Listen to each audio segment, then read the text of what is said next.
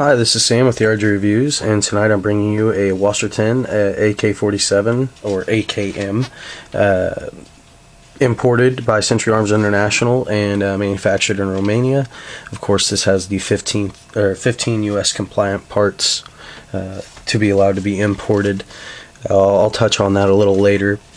Today I'm just going to be doing an overview of this style of rifle, kind of where it came from, its function compared to another rifle, the AR-15, its drawbacks, its basically its pros and cons, cost, that kind of thing, and different accessories, magazines. As you can see, I have several things on the table, bayonet and whatnot, a couple different flash or muzzle brakes, and a flash hider.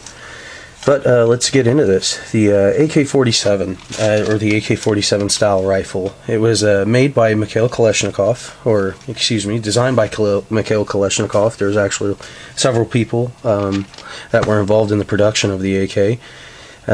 Basically, he came up with the idea while he was in a hospital. He was in the Russian army. He got injured. And while he was in the hospital, he came up with this idea. Afterwards, he entered it into a competition, actually, but his competition did not actually take first place, I believe. And another rifle fulfilled that, but it was for a different caliber, different cartridge. And when it came up for the 7.62x39 cartridge to be looked at and for a rifle to be built around it, this was the rifle that was built, and this is the rifle that was adopted by the Russian military. Now, these actually, there was another prototype that came out right before this style. It was called the AK-46, manufactured in 1946, or that's when it was finally built. After a couple of revisions, this one came out in 1947. Now, the original AK-47s were stamped receivers. Due to flaws in the stamping technology in that era, they were actually stopped at the factory from leaving, or most of them were. Now, that means that they basically had to go out and instead of stamping these, they milled them. It was a longer process, it was more expensive, and it made the firearm much heavier. But that's what they had to do to get a reliable gun at that time. So the earlier AK-47s are going to be milled receivers. Now, I believe it was 1952 through 1959, they actually came up with better stamping technology and managed to start stamping out AKs. Now, they started calling those AKMs. So most of what you'll see now in a stamped receiver is actually considered an AKM. But for all intents and purposes, they're AK-47s. That's just something interesting I learned that I did not know while I was researching my rifle. Let's see what else I have to say about this. Yeah, they really stopped milling them because it was just way too expensive, and the weight. I've actually felt a Chinese Mac 90, and those are pretty heavy. It's easy to tell the difference between a milled and a stamped receiver. I mean, you will definitely be able to tell just by the weight and by the look. It'll be a little. I mean, the one that I saw was a much smoother finish. It was just all flat. I mean, everything. It was really nice. There have been believed at this point in time between 50 and 75 million actual AK-47s produced for the military, or the militaries around the world, and over 100 million other rifles that are based off of the AK-47 design produced. So this makes it one of the most popular rifles in the world, and we'll talk a little bit about why it's popular also. Let's get into the details on this. This is imported by Century Arms Incorporated. It's known as the WASR-10. These things are probably, at one point in time, they were definitely on the lower end of AKs as far as cost and what some people would say quality, but you really had to know what you're looking for. Century Arms can be a really hit and miss company. That doesn't mean it's a bad thing because they still put out very modestly priced firearms and good firearms. You just have to know what you're looking for. As far as can it iron sights, how smooth your bolt is there, check out your iron sights up here, or your rear leaf spring. Make make sure everything is basically in there on your rear ladder sight. Make sure it functions, goes up and down. It's the little things you just have to pay attention to. Rack the bolt a couple times. Make sure that's definitely smooth. Make sure the top cover isn't bent or anything like that. Make sure you can take the top off. It's those things that make quality control in Century Arms kind of an issue. But if you know what you're looking for, once again, you can get a very nice priced AK-47. We got this a couple years ago. I believe it was around the $400 range, and it originally had a Tapco side folding stock, but I took that off. What you see on here is actually an M16A2 stock with a UTG adapter. I have an Otis cleaning kit in the butt stock that was made for these style stocks, with a 30 cal brush on there, so I can clean this and my 9mm. That I also, this is my go-to rifle, so I took that into consideration. So I have a cleaning kit in my rifle stock that weighs next to nothing.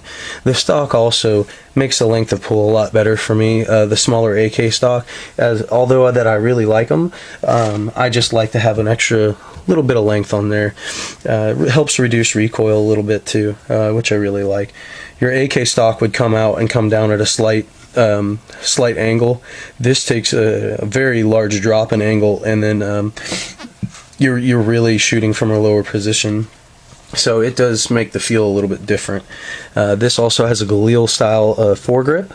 This is made by Tapco, I believe. It came on the rifle. I'm comfortable with it, and these are actually a little bit fatter than Galil grips. They feel a little differently, but they come real close, so no complaining there. The WASR-10 series, most of them come with a bayonet lug, and what you see here is an East German bayonet with it's all black, which I really like. I like all black things as far as firearms go, but it's a bake light handle, and it's in very good condition. You can find bayonets for AK-47s for anywhere between $21.95 all the way up into the $50 range, just depending on what you want. Of course, different AKs might have different costing bayonets, just because not all of them go on the same lug. As far Chinese Mac 90 have a different bayonet. They look more like a Chinese SKS blade bayonet. But I digress. It has a ladder rear sight with an adjustable front post. You can, take it up and down if you absolutely need to. I've only ever had to adjust the rear ladder sight. Never had to mess with a front post on my AKs, at least. And actually, it's 10 US made compliant parts. Excuse me, I didn't mean to say 15 earlier. I was incorrect. These basically, with a standard stock, weigh about 7.5 pounds to 8 pounds. Your milled receivers are going to weigh way more. I didn't take the length, didn't take the weight down on those. The length of the rifle, if you had a standard stock on there, is about 34.5 inches. The barrel length is 16.25 inches, like most standard sporter rifles. In this case, the AK-47 platform. This actually has a side scope mount. Some AKs don't do it, and I just don't know why. It's such a simple piece just to put on there. It really doesn't affect anything. It doesn't weigh that much, and it gives you the option of mounting, let's say, a nice EOTech onto your AK, which I just have this on there as an example. I actually don't like to use anything but irons on my AK.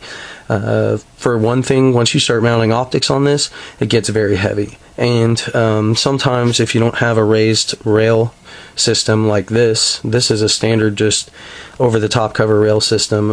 I can't see my iron sights through there, and I don't like it, even though the EOTech is very reliable. I use it on a 12 gauge, and I haven't had an issue with it yet. But that is available on the WASR-10 series AK-47s. Bang for your buck. The WASR-10 is one of my favorite rifles. It's just, not now that people are trying to charge like $700 for them, privately and stuff like that. That's just ridiculous. I know places where you can still find these for $4.99 online. Let's see. I looked up some grouping because I've never really taken down my grouping on here. I like to shoot reactive targets. Let's see. Tacticallife.com. This is where I got this information. 4-inch groups at 100 yards with American Eagle 7.62x39 and 2.2 inches at 100 yards with Remington velocity 230 or 2,350 feet per second. Some people say these rifles are affected to 400 or 400 and 440 yards, that distance right there. But I've only taken mine out to about 230, and I was hitting the gong pretty steadily. I was shooting against my buddy that had an AR, and we were really just going back and forth hitting the gong. So, you know, I know for a fact that like between 230 and 250 definitely is not a bad shooter. Past that, I don't know. I haven't gotten to see that for my personal. You know, I haven't gotten to experience that. Not a lot of long range shooting where I'm at. Let's see. Just a different idea for a rifle. You know, it came about, they really wanted a simple gun. I'll do a field strip real quick. There's nothing to it. I mean, remove your top cover, safety down. Your rifle's basically field strip. All you have to do is pull the bolt out, and you can take the gas block off very easily. You have to just pop that up. There's a little lever right there. You just flip that up, and you can pull your gas block off then. And then you can clean it real well, which I recommend cleaning your gas block every time you shoot your rifle. Because if you let it go a couple times, man, that carbon really builds up. And I don't care what people say, corrosive, non-corrosive, you let that build up, it starts corroding. And that's just a fact. I don't care how clean your ammo is. It's happened to me a couple times now with, you know, Tula, Brown Bear, and that's not clean ammo, but, you know, it says non-corrosive, so that's just a little tip in cleaning your AK-47. Sorry, this is fighting me right now. Bam. There we go. And then see if it's clear. But let's talk about some of the accessories I have right here and just different magazine options. Right here, this is my favorite style drum. It's a 75 round drum. I will put in a little snippet of the video of me shooting it. It loads from the rear. I like these because you don't have to keep spring tension on them at all, and you can just leave them loaded. These are kind of heavy, and my idea behind drums is even the most reliable drum will fail more than a standard stick magazine, especially the most reliable stick mag. Now, when you have a drum, you are taking the risk of failing, having a catastrophic failure with the drum in round 3 out of the barrel. So that means you have 72 rounds of your ammo tied up in this magazine that is failing. Whereas if you had a 20 rounder or a 30 rounder, you'd have much less than that. And it's a lot easier to drop one of these and, you know, drop 15 rounds, you know, or 20 rounds than it is to drop a whole 75 rounds that are just useless to you. That's just my mentality behind drums. Although I have shot this and I haven't had a malfunction out of my gun with this, and so I'm really starting to think this is a really good drum. I bought it off of somebody for 15 bucks. You know, it was some guy who just wanted to sell the drum. He didn't have the gun anymore. He's like, yeah, I don't have much in it, so I got a really good deal on this. Let's talk about the muzzle brake. This one right here, or flash hider, whatever you'd like to call it, this right here dramatically reduced recoil for me.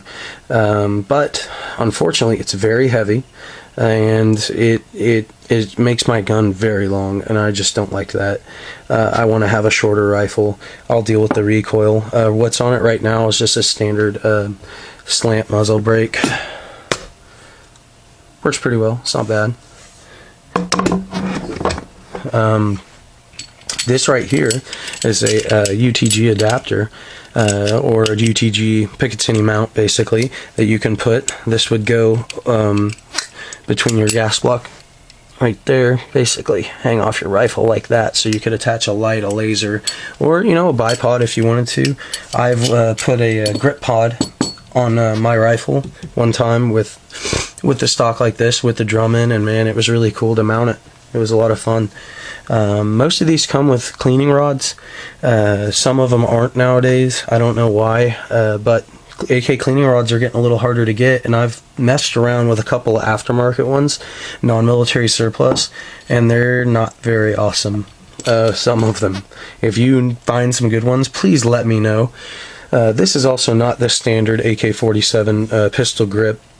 The AK-47 pistol grip is just straight, whereas this, and it would have a little bit of checkering on it sometimes. Sometimes it's a Bakelite handle that's just straight, but this I actually just randomly found. It's really nice though. Actually, I think Anthony gave this to me. I know I came across it in just a random way, but it has some nice ergonomic right there, nice finger grooves. It is a pretty decent little grip. I don't complain about it. Now, a lot of people put extended magazine levers on there and stuff like that. I'm just not into it. You know, I just practice with how the rifle is in its basic platform, because I can do all that stuff to my gun, but what if it breaks and then I'm not used to using just the standard magazine release? I'm not going to be proficient with it as I am without that tool. I mean, the odds of it breaking are probably slim, but I'd just rather not take that chance. Sorry, I'm trying to cut this video quick after this, because I don't like to do long videos. These 3 magazines, let's talk about these really quick. These are probably my favorite AK-47 magazines, 20 rounders. And a lot of people are, you know, they're all tied up in capacity. Yeah, 30 rounders nice, but I like the 20 rounders. They're really short, compact. These are tanker magazines. You know, closer proximity creates a smaller detail, or oh, the word's not coming to my mind. But it just, profile, creates a smaller profile. And then here's a 30 round magazine. And as you see, something I was going to touch on, there's some filing that happened there by me. Sometimes, you know, you're going to have to file your AK-47 magazines. Don't ever file your gun. Don't do that. And if you think you need to do that, take it to a gunsmith, have it looked at. But I filed several magazines to make them work, and a lot of people, they get really pissed when they have to file a mag, but hey, that's the nature of the AK-47, and that's what's so darn cool about it. You can just file down a mag real quick using a Dremel, or I just use an old school hand file. I take my time. This right here is a excuse me, not PMag, but a polymer magazine. It's made by ProMag. I absolutely do not like ProMag. I have used one of these and it worked for me, but to be honest, I don't like polymer magazines in an AK-47. It's just that hooks onto a steel body, and that is all polymer, and eventually that's gonna, I mean, you can already see where it's wearing down right there. Eventually that's just gonna break, whereas that, it's gonna take a lot longer for that to wear out than that to wear out. That's just my 2 cents there. As far as the AK-47 versus the AR-15, I'm going to hit on this really quickly. The AR-15 is a very tight platform. It's a different platform altogether. It uses a direct impingement system, whereas this is a gas piston. I'm not going to go into the details of how each actually functions, but the gas piston and the loose tolerances on the AK-47 do make it a more reliable gun.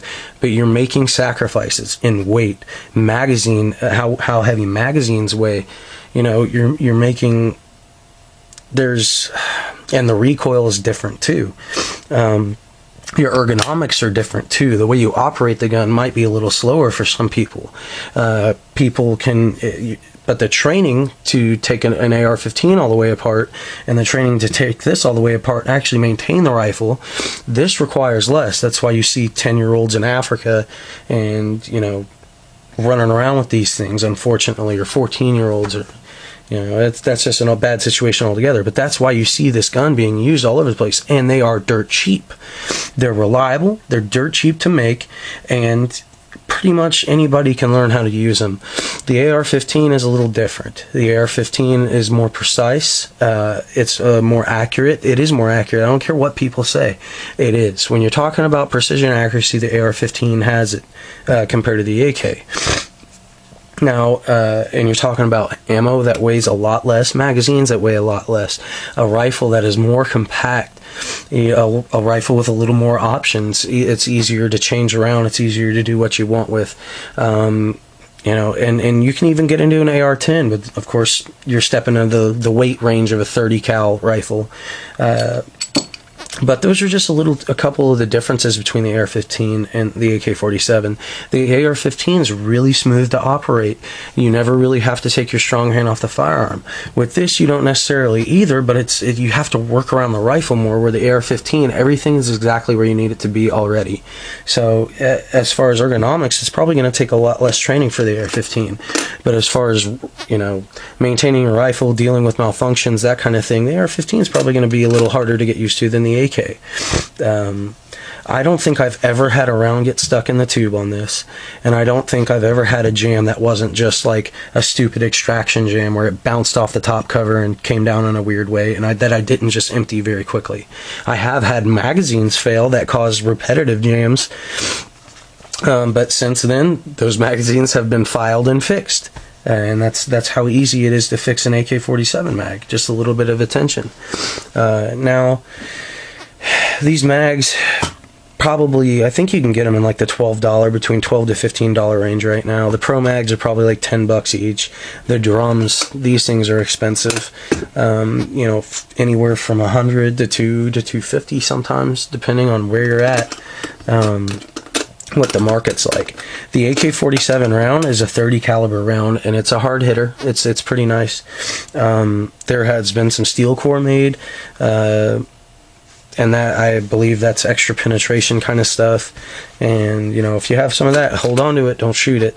That's the kind of ammo that you should stash back and shoot very last, just because it's probably a little nicer than some of your other ammo. Like, I know some Chinese ammunition was imported during the 90s, and that was some really nice ammunition. That was also steel core. But continuing about the 7.62x39 round, it's very cheap, and if you wanted to stock up on ammo and store it, a lot of it you can still buy in Spam cans. And that stuff is made for storing. Tula is very cheap. And your AK-47 platform rifle, if it's a decent AK, it'll eat anything you throw at it. I've never had an AK not take a specific type of ammo. I like to say that, it's like the Glock of rifles, and the Glock is the AK-47 a pistol, as far as ammo is concerned. I have never had a Glock just not eat ammunition for breakfast. And neither has pretty much anybody that I've known. And that's the same story about the AK-47. As far as a WASR-10 goes, it's a really, really nice entry-level AK. There's different things you can do to it. If you want a $1,000 AK, there's nothing wrong with that. You are paying for, better, a smoother AK most of the time. If you get a nice custom-built one, you can get lightning bolt systems. I believe that's what they're called, which makes it a left-handed charging handle. And basically, you can just, instead of taking your strong hand off the rifle to charge it or come up over the top with your left hand, you can just charge with your left hand right here, which makes it a lot easier to operate. But that's pretty much all I have to say on the AK-47. Tapco makes good stocks for them. There's all kinds of people. They make the slide fire stock for them. That's more of a novelty. Semi-auto for me is the way to go. I don't really think the slide fire is all that awesome, but that's coming from somebody that doesn't have that kind of money to spend on ammo. But that's all I have to say about my AK. I have another one. It's a Bulgarian Arsenal AK I'll be doing a video on, and I'm going to compare and contrast between the two, like what you're actually paying for when you get a $700 to $800 AK and what you're paying for when you get a $425 AK. That price range. But thanks for watching. I appreciate all y'all's views. All your comments have been really awesome lately. There hasn't been any negative Nancy's running around. We appreciate you guys paying attention to us and listening to what we have to say. That's why we keep doing this. You guys take it easy and have a good week.